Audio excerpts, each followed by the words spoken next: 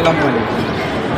আসলে অনেক দিন ধরেই ভাবতেছি যে বাইতুল মুকাররমে জাতীয় মসজিদ এই জায়গায় নামাজ পড়ব। তা অনেক দিন থেকেই ঢাকা আসা হয় এবং ভাবি যে একদিন নামাজ পড়ব। তা আসলে সময়ের কারণে কখনো পড়তে পারি নাই বা সুযোগ হয়ে ওঠে নাই।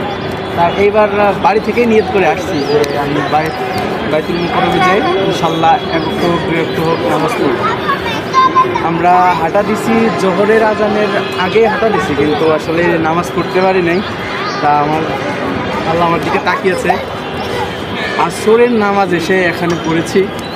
তা ইনশাল্লাহ এই সুন্দর বিকেল এর ভিতরে উপভোগ করতেছি। আসলে অনেক জায়গায় তো ঘুরতে গিয়েছি, আর এখানে এসে যে একটা শান্তি অনুভব হচ্ছে আসলে বলার মতো না। ওয়াও, আসলেই আপনারা অনেকেই তো ঢাকায় আসেন, ঢাকায় থাকেন বা আশেপাশে থাকেন। আপনাদের যদি কখনো সময় হয় অবশ্যই বাইতুল মুকাররমে এসে এক ওয়াক্ত হোক দুই ওয়াক্ত হোক যদি নামাজ পড়তেন, আপনার মনে যে এত সান্ত্বনা, এত যে ভালো লাগবে আসলে বলে বোঝানো যাবে না।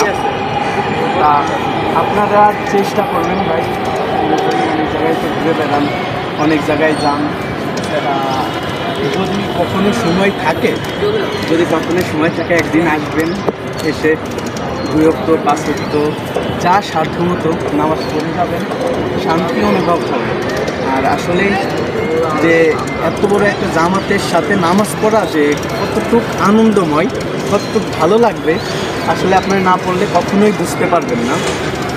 আশা করি সবাইকে আমার তরফ থেকে আমি বলতেছি, আপনারা তো আশেপাশে আছেন, ঢাকার ভিতর থাকেন, যদি কখনো সময় সুযোগ পান অবশ্যই বাইতুল মুকাররমে এসে নামাজ পড়বেন।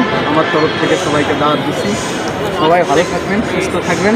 আসসালামু আলাইকুম ওয়া রাহমাতুল্লাহ।